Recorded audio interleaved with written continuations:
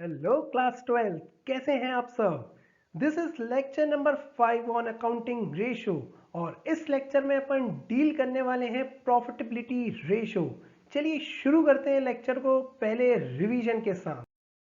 सबसे पहले रिवाइज करते हैं क्लासिफिकेशन ऑफ अकाउंटिंग रेशो। सबसे पहले बच्चों अपन ने पढ़ा था लिक्विडिटी रेशो, फिर एक्टिविटी रेशो, फिर लीवरेज रेशो, एक नाम और लीवरेज का सॉल्वेंसी रेशो, और उसके बाद क्या है प्रॉफिटेबिलिटी रेशो। लिक्विडिटी रेशियो के अंदर दो रेशियो पढ़े थे अपन ने, करेंट रेशियो और क्विक रेशियो। सॉल्वेंसी रेशियो के अंदर चार रेशियो पढ़े थे अपन ने, डेप्ट equity ratio, total asset to dept ratio, proprietary ratio, interest coverage ratio. और फिर एक्टिविटी रेशियो के अंदर अपन ने inventory turnover ratio, debtors turnover ratio, creditors turnover ratio और वर्किंग कैपिटल टर्नओवर रेशियो अपन पढ़ चुके हैं। आज की क्लास में अपन स्टार्ट करने वाले हैं प्रॉफिटेबिलिटी रेशियो। तो बच्चों प्रॉफिटेबिलिटी रेशियो के अंदर कितने रेशियो हैं? पांच रेशियो हैं। कितने रेशियो हैं? पांच रेशियो हैं। सबसे पहले ग्रॉस प्रॉफिट रेशियो, उसके बाद नेट प्रॉफिट रेशियो, उसके बाद रिटर्न ऑन इन्वेस्टमेंट, उसके बाद ऑपरेटिंग रेशियो और उसके बाद है ऑपरेटिंग प्रॉफिट रेशियो। इस लेक्चर के पार्ट वन में अपन ऊपर के तीन ratio gross profit ratio, net profit ratio और रिटर्न ऑन इन्वेस्टमेंट कवर करने वाले हैं। चलिए शुरू करते हैं। चलिए बच्चों स्टार्ट करते हैं। प्रॉफिटेबिलिटी रेशियो का पहला ratio gross profit ratio. Sir gross profit word आपने कहीं सुना हुआ है? हाँ सर, क्लास 11 में जब हम फाइनेंशियल स्टेटमेंट बनाया करते थे उसमें जो ट्रेडिंग अकाउंट बनता था उसका आउटपुट ही क्या निकल के आता था? Gross profit. सिंपल वर्ड्स में कहूँ, सेल्स में से कॉस्ट ऑफ गुड्स सोल्ड को माइनस कर देंगे तो क्या निकल के आ जाएगा बच्चों? ग्रॉस प्रॉफिट निकल के आ जाएगा। बच्चों कभी क्लास 11th में आपने टीचर से पूछा है ये ग्रॉस प्रॉफिट क्यों कैलकुलेट करते हैं, इसका रेलेवेंस क्या है ग्रॉस प्रॉफिट कैलकुलेट करने का? आपको पता है तो बहुत अच्छी बात है, नहीं पता है तो आइए अपन केसेस के थ्रू समझने की कोशिश करते हैं। केस वन में बच्चों मैंने एग्जांपल में लिया है पार्लेजी लिमिटेड। पार्लेजी लिमिटेड बच्चों जो कंपनी है इसका मेन बिजनेस क्या है? सर इसका मेन बिजनेस है बिस्किट्स मैन्युफैक्चर करना और ऑल ओवर इंडिया में क्या करना? सेल करना। ठीक है सर। और सर ये जो कंपनी है ये अदर इनकम भी कर सकती है क्या? हाँ बिल्कुल कर सकती है सर। जैसे सर अदर इनकम क्या क्या हो सकती है कंपनी की? इंटरेस्ट इनकम हो सकती है सर। सर और कहीं और कंपनी ने इन्वेस्टमेंट किया होगा तो वहां से कंपनी को डिविडेंड मिल सकता है सर। और क्या इनकम हो सकती है? सर कंपनी में कुछ कबाड़ा वाड़ा रखा हुआ होगा उसको सेल कर दिया तो उसमें भी इनकम हो सकती है सर। अच्छा सर, तो सर अपन आते हैं अपने केस वन में। जो पार्लेजी लिमिटेड है उसका जो मेन बिजनेस ऑपरेशन है, मेन बिजनेस ऑपरेशन से कंपनी कितना अर्न करती है? मेन बिजनेस ऑपरेशन से कंपनी अर्न करती है 1 लाख रुपीज। और सर कंपनी ने इस साल 5-6 साल का वेस्ट मटेरियल इकट्ठा करके रखा था जो इस साल बेचा है तो वो कितने का सेल आउट हुआ है? 5 लाख रुपीज का सेल आउट हुआ है। और उसके बाद अपना नेट प्रॉफिट कितना आ गया? 6 लाख रुपीज आ गया। अब बच्चों समझना, इस कंपनी में इन्वेस्टर ने मिला के 10 लाख रुपीज जैसे इन्वेस्ट किए थे। अब 10 लाख रुपीज इन्वेस्ट किया और 6 लाख रुपीज का आपको रिटर्न मिला है तो आप तो खुश हो जाएंगे, वायर 60% का रिटर्न, वायर कितनी अच्छी कंपनी है ये तो। मगर बच्चों मुझे एक सिंपल सी बात बताना, इस कंपनी ने अपना जो मेन बिजनेस ऑपरेशन है उससे कितना पैसा कमाया था? उससे तो सर इसने सिर्फ 1 लाख रुपए कमाया था। यदि इन्वेस्टर आके प्रॉफिट एंड लॉस अकाउंट देखेंगे तो उसमें क्या देखेंगे? क्रॉस प्रॉफिट देखेंगे और उनको उससे क्या अंदाजा लग जाएगा कि बिजनेस ने मेन ऑपरेशन से कितना पैसा कमाया है और बिजनेस ने अदर इनकम कितनी अर्न करी है। इसलिए बच्चों ग्रॉस प्रॉफिट और नेट प्रॉफिट को अलग अलग क्लासिफाई किया है। ठीक है बच्चों, तो आगे बढ़ते हैं। तो केस वन में अपन ने क्या देखा कि 1 लाख रुपए और 5 लाख रुपए की टोटल की इनकम हुई तो 6 लाख रुपीज उसका नेट प्रॉफिट आ गया। मगर ओवरऑल बिजनेस की इनकम कितनी थी? सॉरी ग्रॉस प्रॉफिट कितना था? 1 लाख रुपीज था। ठीक है सर। दूसरा केस, कंपनी ने सेल किया है 15 लाख रुपीज का, डायरेक्ट एक्सपेंस है कंपनी के 5 लाख रुपीज, लेस किया तो ग्रॉस प्रॉफिट आ गया सर 10 लाख रुपए। अब सर आप समझिए, और 10 लाख रुपए का प्रॉफिट आ गया। अब उसके बाद लॉस हो गया कंपनी को, कंपनी में क्या लग गई थी? आग लग गई थी जिससे कंपनी को 12 लाख रुपए का नुकसान हो गया। अब 12 लाख रुपए का नुकसान हो गया तो और उसके बाद क्या आ गया? आपका लॉस आ गया क्योंकि 10 लाख ग्रॉस प्रॉफिट था, 12 लाख का लॉस हो गया तो आपको क्या हो गया बच्चों? 2 लाख रुपए का लॉस हो गया। अब इन्वेस्टर आएंगे देखेंगे अरे ये कंपनी में तो क्या लॉस होता है, इसमें तो हम लोग इन्वेस्टमेंट नहीं करेंगे, यदि बच्चों वो सिर्फ नेट प्रॉफिट देखेंगे तो। मगर जब वो ग्रॉस प्रॉफिट देखेंगे कहेंगे अच्छा ग्रॉस प्रॉफिट तो कंपनी को 10 लाख रुपए हुआ है और क्या हुआ? अच्छा आग लगने के कारण 12 लाख रुपए का लॉस हुआ। हर साल तो आग लगती नहीं है, मतलब अगले साल आग लगेगी नहीं तो कंपनी को ग्रॉस प्रॉफिट कितना होगा? 10 लाख रुपए होगा और कुछ इनडायरेक्ट एक्सपेंस भी होंगे थोड़े बहुत, तो मिनिमम मतलब 8 या 9 लाख रुपए रुपए का तो प्रॉफिट होगा, मतलब नेक्स्ट ईयर इनकम अच्छी हो सकती है। तो कंपनी में इस साल भले ही लॉस दिख रहा मगर लोग इन्वेस्टमेंट करेंगे। तो सर ग्रॉस प्रॉफिट भी एक मटेरियल एलिमेंट है जिसके थ्रू क्या किया जाता है, डिसीजन लिया जाता है कि इन्वेस्टमेंट करना है कि नहीं करना। इसलिए बच्चों हम लोग ग्रॉस प्रॉफिट रेशियो कैलकुलेट करते हैं। अब सर ये ग्रॉस प्रॉफिट रेशियो को किसके साथ कंपेयर किया जाता है? सर ग्रॉस प्रॉफिट रेशियो को कंपेयर किया जाता है सेल्स के साथ।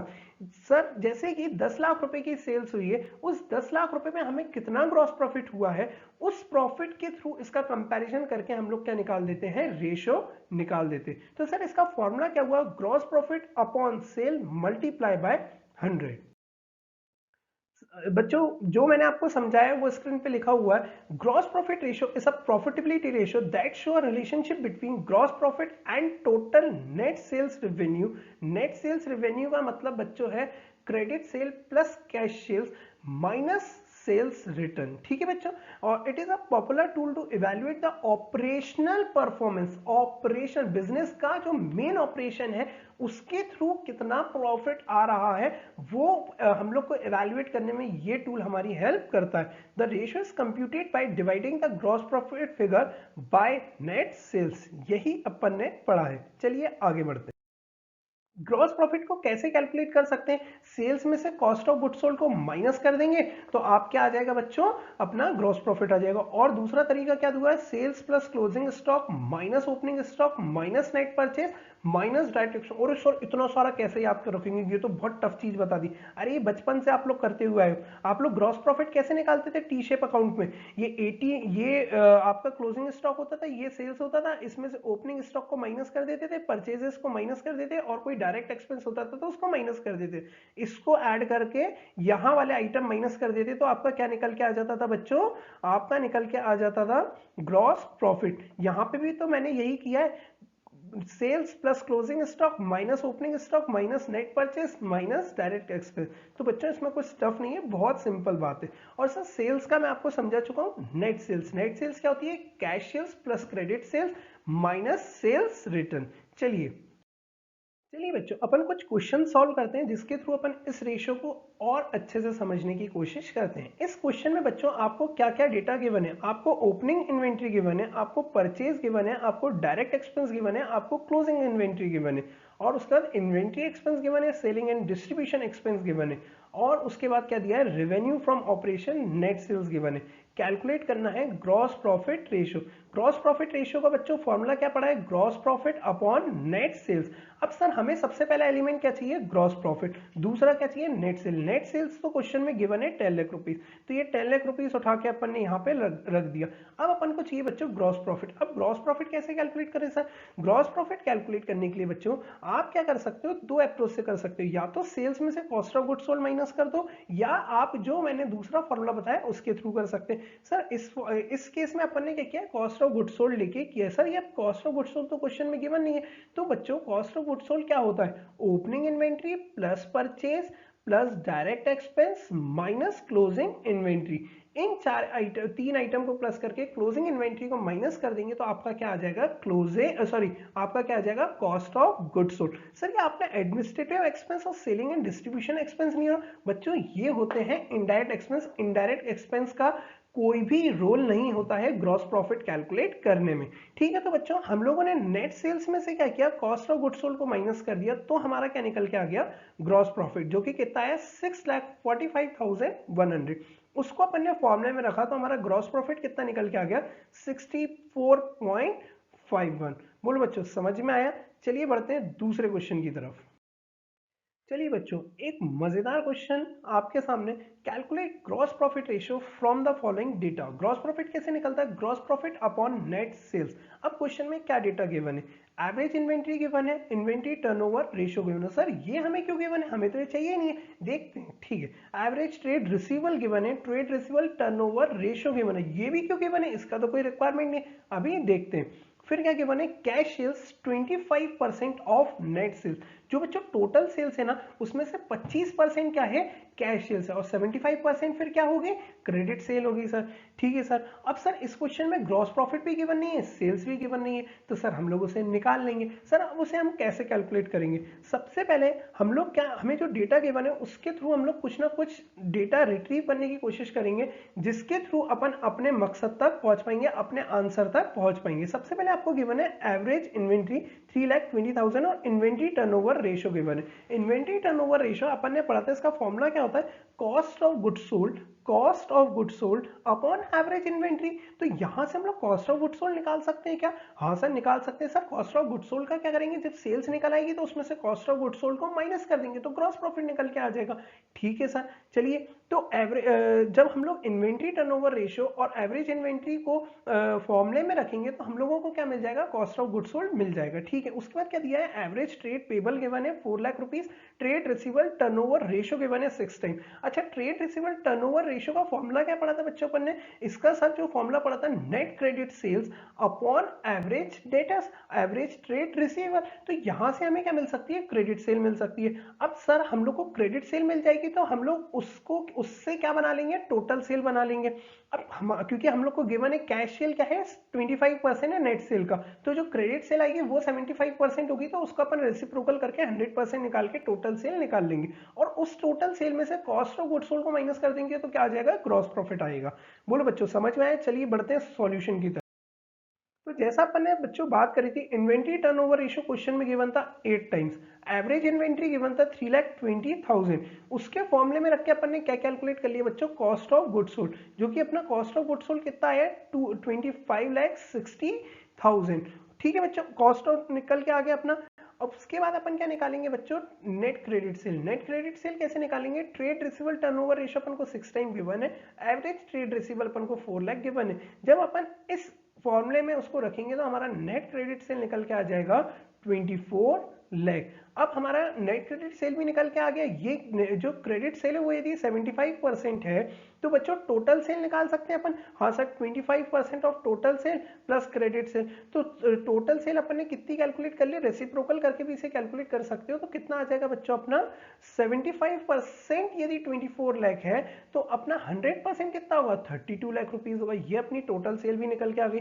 अब फॉर्मूले में टोटल सेल चाहिए, साथ में अपन को क्या चाहिए, ग्रॉस प्रॉफिट। तो ग्रॉस प्रॉफिट अपन कैलकुलेट कर सकते हैं क्या, हाँ सर हम ग्रॉस प्रॉफिट कैलकुलेट कर सकते हैं। कैसे कर सकते हैं, टोटल सेल्स में से कॉस्ट ऑफ गुड्स सोल्ड जो अपन ने कैलकुलेट किया था उसको अपन यदि माइनस कर देंगे तो अपना क्या निकल के आ जाएगा, ग्रॉस प्रॉफिट। अब इस पूरे कैलकुलेशन से अपने पास ग्रॉस प्रॉफिट भी आ गया, अपने पास सेल्स भी आ गया। तो gross profit upon net cell multiply by 100, 6,40,000 divided by 32 lakh multiply by 100, तो अपना आंसर कितना आ गया बच्चों, 20%। चलिए बढ़ते हैं नेक्स्ट रेशो की तरफ। तो बच्चों अपना अगला रेशियो क्या है, नेट प्रॉफिट रेशियो। सारे रेशियो में सबसे simple ratio net profit ratio. Sir इसका फॉर्मूला भी कितना सिंपल है, net profit multiply by 100 divided by sales. Sir ये ओवरऑल क्या बताता है, इस फॉर्मूले से हमें क्या पता चलता है, पहले क्या होता है नेट प्रॉफिट क्या होता है वो समझते हैं। नेट प्रॉफिट क्या होता है, सेल्स में से सारे एक्सपेंस हटा दो, सारे एक्सपेंस और सारी इनकम ऐड कर दो। सेल्स में सारी इनडायरेक्ट इनकम ऐड कर दो और इनडायरेक्ट एक्सपेंस हो चाहे डायरेक्ट एक्सपेंस हो सारे हटा दो, तो आपका क्या निकल के आ जाता है, नेट प्रॉफिट, प्योर प्रॉफिट। मतलब ऐसा प्रॉफिट जो कि डायरेक्ट किसकी जेब में जाएगा, मालिकों की जेब में जाएगा। जो कंपनी, जो बिजनेस करने से हमें फायदा हुआ है, प्योर फायदा, जो कि किसको मिलना चाहिए, प्रोप्राइटर को या पार्टनर को या शेयर होल्डर्स को, वो क्या होता है बच्चों, नेट प्रॉफिट। तो नेट प्रॉफिट को किसके साथ कंपेयर किया है, सेम सेल्स के साथ कंपेयर किया है कि उस सेल्स में से हमें कितना फायदा हो पा रहा है। जैसे कि बच्चों सेल्स है अपनी 15 लाख रुपीस, डायरेक्ट एक्सपेंस अपने 5 लाख रुपीस, तो ग्रॉस प्रॉफिट कितना आ गया अपना 10 लाख रुपीस, और उसमें इनडायरेक्ट एक्सपेंस माइनस कर दिया, समझ लिए इनडायरेक्ट इनकम अपनी जीरो है, तो अपना क्या निकल के आ जाता है, नेट प्रॉफिट निकल के आ जाता है। और बच्चों नेट प्रॉफिट को कैसे कैलकुलेट कर सकते हैं, ग्रॉस प्रॉफिट में इनडायरेक्ट एक्सपेंस माइनस कर दो, इनडायरेक्ट इनकम ऐड कर दो। सेल्स कैसे निकालेंगे सर, सेल्स सेम जैसे ग्रॉस प्रॉफिट में कैलकुलेट करी थी उसी तरीके से यहाँ पे भी करना है, cash sale plus credit sale minus sales return. और बच्चों स्लाइड रुक के दी, आपको ये लिखना तो आप लिख सकते हो, net profit margin, net profit ratio is one of the most important indicator of the companies financial health. ठीक है, क्या financial health, by tracking increases or decreases in its net profit margin, a company can assess whether current practices are working and forecast profit based on revenue. ठीक है बच्चों, बढ़ते हैं अपन question की तरफ। चलिए नेट प्रॉफिट पे भी एक क्वेश्चन करते हैं। क्वेश्चन क्या है, पढ़ते हैं। कैश सेल गिवन है, क्रेडिट सेल गिवन है, सेल्स रिटर्न गिवन है। यहां से क्या कैलकुलेट कर लोगे बच्चों आप लोग, सेल्स कैलकुलेट कर लोगे। ये लीजिए बच्चों, cash sales plus credit sales minus sales return, तो क्या निकल के आ गया अपना नेट सेल्स। अब अपन को क्या चाहिए, नेट प्रॉफिट। फॉर्मूला क्या था, net profit upon sale multiply by 100। Net profit निकालने के लिए हमें क्वेश्चन में गिवन है ग्रॉस प्रॉफिट, और क्या गिवन है, ऑपरेटिंग एक्सपेंस। है operating expense, non operating expense, ये तो आपने समझाया ही नहीं बच्चों। ऑपरेटिंग रेशियो और ऑपरेटिंग प्रॉफिट रेशियो पढ़ेंगे तब अपन इसको अच्छे से समझेंगे कि ये कंसेप्ट्स क्या होते हैं। अभी आपको क्या करना है, आपको तो सारी इनकम ग्रॉस प्रॉफिट में ऐड करनी है और सारे एक्सपेंस क्या करने हैं, माइनस करने हैं। चलिए बढ़ते हैं बच्चों, ग्रॉस प्रॉफिट में से ऑपरेटिंग एक्सपेंस ही माइनस होंगे, नॉन ऑपरेटिंग इनकम ऐड होगी और नॉन ऑपरेटिंग एक्सपेंस को भी क्या करेंगे, माइनस करेंगे। ठीक है, तो हमारा क्या निकल के आ जाएगा, नेट प्रॉफिट। तो बच्चों नेट प्रॉफिट कितना आया अपना, 1 lakh rupees. 1 lakh minus 25,000 minus 5,000 plus 30,000, तो अपना क्या निकल के आ गया, नेट प्रॉफिट। अब अपने पास नेट प्रॉफिट भी है, नेट सेल्स भी है, तो बच्चों अपन रेशियो निकाल सकते हैं। हाँ सर निकाल सकते हैं। Net profit upon net cell, 1 lakh divided by 5 lakh multiply by 100, कितना आ गया बच्चों, 20%। बोलो बच्चों समझ में आया। चलिए बढ़ते हैं आगे। चलिए आगे बढ़ते हैं। प्रॉफिटेबिलिटी रेशियो का तीसरा ratio, return on investment ratio. ये रेशियो क्या बोलता है, यदि मैं किसी कंपनी में इन्वेस्ट करूं तो उसके बदले में मुझे कितना रिटर्न मिलेगा, वो क्या होता है, रिटर्न ऑन इन्वेस्टमेंट। इन्वेस्टमेंट कैसे कैसे किया जा सकता है, इन्वेस्टमेंट कंपनी में मालिक बनने के लिए भी किया जाता है, कंपनी को लोन देने के लिए भी इन्वेस्ट किया जाता है। इन्वेस्ट करना मतलब लॉन्ग टर्म में पैसा फंसाना। बोलो बच्चों समझ में आया। ठीक है बच्चों, तो इन्वेस्ट में मैं कंपनी के शेयर भी परचेस कर सकता हूं, मैं कंपनी के डिवेंचर भी परचेस करता हूं, या कंपनी को लॉन्ग टर्म फाइनेंस प्रोवाइड कर सकता हूं। ठीक है बच्चों, अब सर मैं बात कर रहा हूं, जब मैं कंपनी में इन्वेस्टमेंट करूंगा, इन्वेस्टमेंट में कितने तरीके से कर सकता हूं, दो तरीके से। या तो शेयर, शेयर मतलब कंपनी का मालिक बन सकता हूं, या डिवेंचर, मैं कंपनी का क्रेडिटर बन सकता हूं। दोनों ही क्या होती हैं, कैपिटल एम्प्लॉयड होते हैं, दोनों को ही अपन क्या बोलते हैं, इन्वेस्टमेंट बोलते हैं। सर यहाँ पे वर्ड यूज हुआ है कैपिटल एम्प्लॉयड। अभी तक तो हमने जो वर्ड सुना है वो सुना है कैपिटल या शेयर कैपिटल। ये कैपिटल एम्प्लॉयड क्या होता है बच्चों, जो लॉन्ग टर्म लाइबिलिटीज होती हैं, ये एक तरीके से किस तरीके का काम करती हैं, ये भी एक कैपिटल का ही काम कर रही है हमारे बिजनेस में। आया है पैसा, फंसा हुआ है, जैसे शेयर होल्डर्स का पैसा फंसा हुआ है वैसे ही उनका पैसा फंसा हुआ है। तो दोनों में डिफरेंस किस चीज का आ जाता है, सर शेयर होल्डर्स जो होते हैं वो ज्यादा रिस्क लेते हैं तो उनको ज्यादा रिटर्न मिलता है। जो डिबेंचर होल्डर होते हैं ये रिस्क नहीं लेते हैं तो इनको क्या होता है, स्टेबल इनकम होता है। जो डिबेंचर होल्डर्स होते हैं या नॉन करेंट लाइबिलिटीज होती हैं, ये क्या होती है, कंपनी की लॉन्ग टर्म लाइबिलिटीज होती है। क्या होती है, लॉन्ग टर्म लाइबिलिटीज, ये होते हैं क्रेडिटर्स। ठीक है, और शेयर होल्डर फंड्स में कौन होते हैं, ये जो पैसा होता है ये मालिकों का पैसा होता है। बोलो बच्चों इतनी बातें समझ में। ठीक है सर, अब ऊपर लिखा हुआ है इस फॉर्मूले में, net profit before interest and tax divided by capital employed, तो क्या आ जाएगा हमारा, रिटर्न ऑन इन्वेस्टमेंट। अब सर ये net profit before interest and tax क्या होता है बच्चों, ये कैपिटल एम्प्लॉयड का पहले मतलब समझ में आया कि नहीं आया। इसमें कैपिटल एम्प्लॉयड मतलब इसमें शेयर होल्डर्स का पैसा भी है, इसमें नॉन करेंट लाइबिलिटीज का पैसा भी है, तो इन दोनों का पैसा इसमें लगा हुआ है, तो जो अपन ऊपर रिटर्न भी लेने वाले हैं तो उन दोनों का ही होना चाहिए। बोलो बच्चों बात समझ में आ रही है। ठीक है सर, और अच्छे से बेसिक से समझने की कोशिश करते हैं, net profit before interest and tax क्या होता है। तो बच्चों ये एक सिंपल सा मैंने फॉर्मेट बनाया हुआ है। इस फॉर्मेट में क्या दिया हुआ है, सेल्स ऑफ गुड्स दिए हुए हैं 700 के, हमने जो सेल्स करी है कितनी करी है, 700 की करी है। उसके बाद उसमें जो हमारे एक्सपेंस हुए 350 का हमारा परचेज हुआ था, एम्प्लॉय बेनिफिट एक्सपेंस हुए हैं, डेप्रिसिएशन है और जनरल एक्सपेंस है, तो इन सबको मिला के हमारा हो गया 500। तो हमारा जो profit before interest and tax, ये प्रॉफिट में से अभी टैक्स का एक्सपेंस और इंटरेस्ट, इंटरेस्ट किसका सर, लॉन्ग टर्म लाइबिलिटी जैसे कि डिबेंचर या हमने कोई लोन लेके रखा है बैंक से, इनका इंटरेस्ट अभी माइनस नहीं किया है। ऐसा पैसा क्या होता है, profit before interest and tax. इनमें से यदि आप ये दो एक्सपेंस भी माइनस कर दें, क्या इंटरेस्ट एक्सपेंस और टैक्स का एक्सपेंस माइनस कर दें, तो आपका क्या निकल के आ जाएगा, प्रॉफिट आफ्टर टैक्स। ये प्रॉफिट आफ्टर टैक्स किसका होता है, ये कंपनी के मालिकों का, मालिकों का मतलब शेयर होल्डर्स का होता है। बोलो इतनी बातें समझ में आई। ठीक है सर, तो सर ये profit before interest and tax का मतलब क्या हुआ, आप तो ये समझा रहे थे, ठीक है।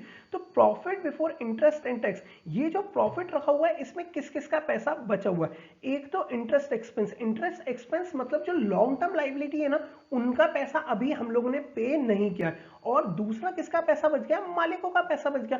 अब ये जो कैपिटल एम्प्लॉयड है, कैपिटल एम्प्लॉयड भी क्या है, इन्वेस्टमेंट है। किस चीज की इन्वेस्टमेंट है, शेयर होल्डर्स की इन्वेस्टमेंट है, साथ में किसकी इन्वेस्टमेंट है, नॉन करेंट लाइबिलिटी की इन्वेस्टमेंट है। तो रिटर्न भी हम उन दोनों का मिला के ले रहे हैं, profit before interest and tax. इसलिए बच्चों यहाँ पे क्या लिया है मैंने, net profit before interest and tax. ये किसका प्रॉफिट हो गया, दो लोगों का। इसमें क्या क्या इंक्लूड है, इसमें इंटरेस्ट इंक्लूड है और मालिकों का, इसमें क्रेडिटर्स का पैसा इंक्लूड है और इसमें मालिकों का पैसा इंक्लूड है।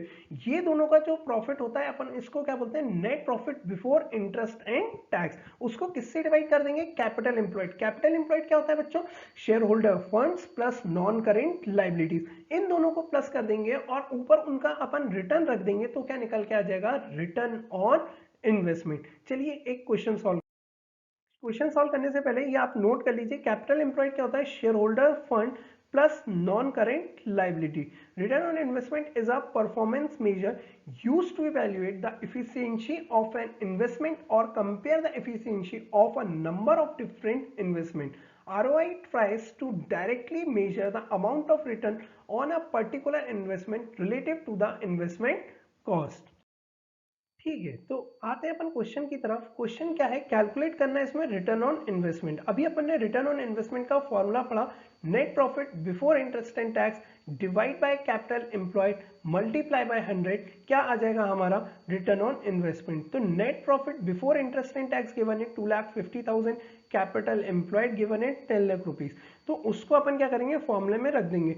2,50,000 net profit before interest and tax given है और कैपिटल एम्प्लॉयड जो हमें गिवन है वो 10 लाख रुपीज का गिवन है। तो हम लोगों का जो रिटर्न ऑन इन्वेस्टमेंट आया है 25% आया है। बोलो बच्चों समझ में आया। चलिए बढ़ते हैं नेक्स्ट क्वेश्चन की तरफ। क्वेश्चन क्या है, net profit before interest and tax given है 6 लाख रुपीज। ये हमें कैलकुलेट नहीं करना है, ठीक है सर। जो न्यूमरेटर है वो हमें गिवन है 6 लाख रुपीज, ठीक है सर। अब हमें क्या निकालना है, capital employed. Capital employed question में गिवन नहीं है।